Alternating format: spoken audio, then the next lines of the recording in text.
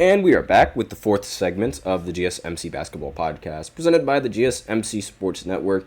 And in this fourth segment, I'm actually going to be doing two things. I'm going to talk about the FIBA rankings and how they've changed, as well as who I think is going to be on the future roster for the United States Olympic team. Obviously, they ended up winning the gold, but majority of their key players, LeBron, Steph, Kevin Durant, probably not going to be on the roster in the next 4 years. Anthony Edwards also said he wasn't considering in playing for the Olympics again, but who knows, maybe that'll change. But again, he said he wasn't considering it. So that leaves a lot of spots open for a lot of players and a lot of possibilities and a lot of rosters.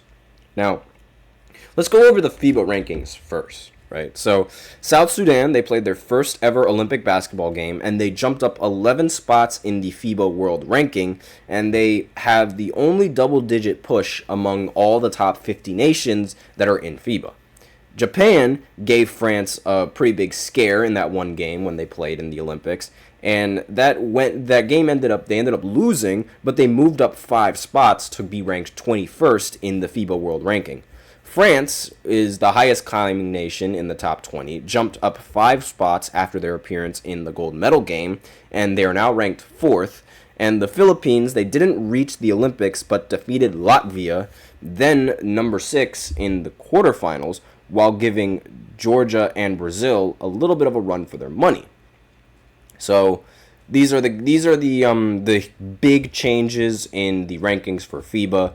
So now let's go ahead and talk about the possibility for the roster of Team USA. Now, I think most of the players that are that were on the team, they're probably going to want to participate in it again, hoping that they can get a much bigger role. Like Devin Booker, Jason Tatum, Bam Adebayo, Derek White. Those are some players that I think that could make the roster yet again.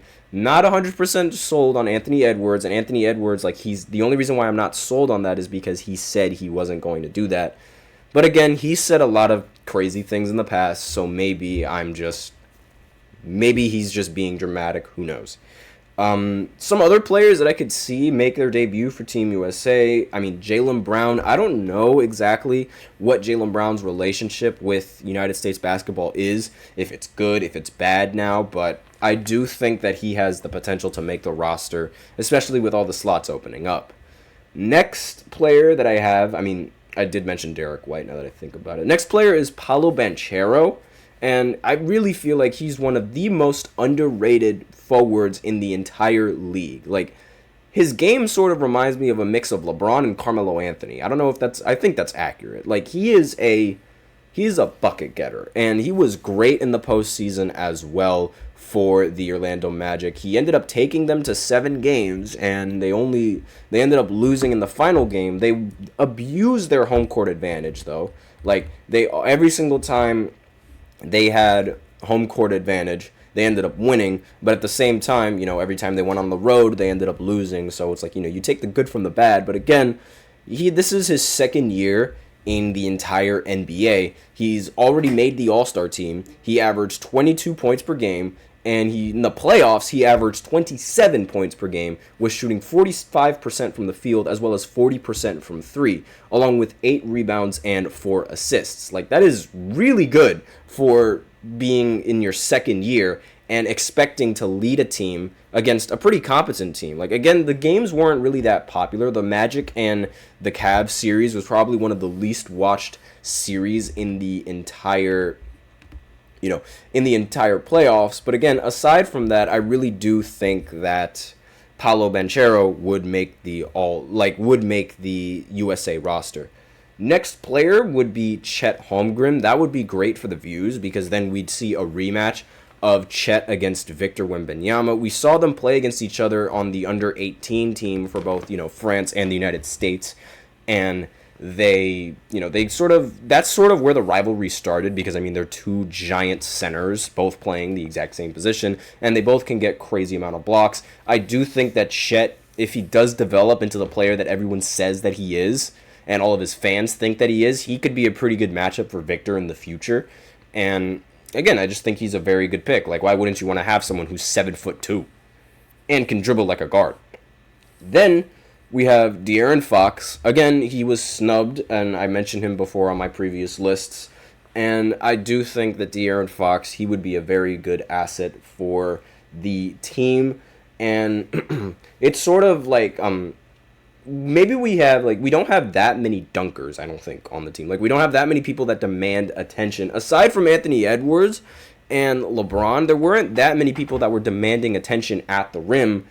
And I think having De'Aaron there would definitely help that. Next players on this list, they could be, I think Cade Cunningham, if he develops into a pretty competent guard, he could end up making the USA roster, along with Mikal Bridges and Jaren Jackson. Like, this is sort of where the roster is coming to. Again, hopefully, we can make a much better roster than this, but this is sort of what the roster is coming to. Now, some of you guys might be thinking, oh my god, this roster is horrible. But again, this roster isn't set in stone, and these players can easily all of them, they can improve come 4 years. But again, if we're going to talk about, if we're going to think about it from a standing of having the best players in the NBA, USA really doesn't have them. Serbia has Jokic. Luka Doncic, he's one of the best players in the NBA. He's not American. Giannis Antetokounmpo, also not American. Victor Wembanyama, also not American. There's so many more athletes in the NBA now that are, from overseas and are really good, as opposed to, USA athletes that are just really good at basketball. It seems like there's better European players. It's just the United States have more, talented players on the roster, as opposed to just having a big player on the roster, which is really the big difference between USA play and most international games. But that's basically my list for the players that are going to be making the United States team next year. Let me know what you guys think of that list in the comments. If you guys think I'm way off, if you guys think, that's a pretty solid team. But now we are on the final segment. So I'm going to go ahead and have a quick little break. And then after that, I'm going to talk about the Clippers and their stadium. So again, these are just a little bit shorter segments. I did spend a lot of time on the lists, but so this is going to be a little bit of a shorter segment because I don't really feel the need to talk about it all that much. So I'll be right back after this short break. Be sure to stay tuned.